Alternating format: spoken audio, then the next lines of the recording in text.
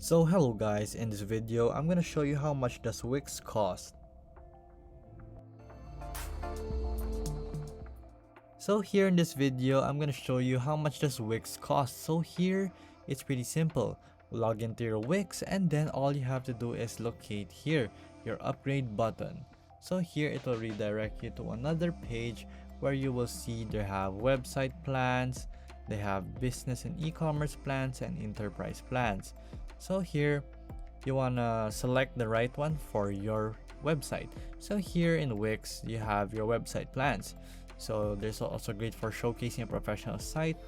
So here you will see the varieties. So you have your VIP, unlimited, combo, and connect domain.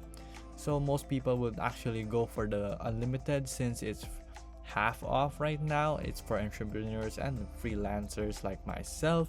So I would personally select this one.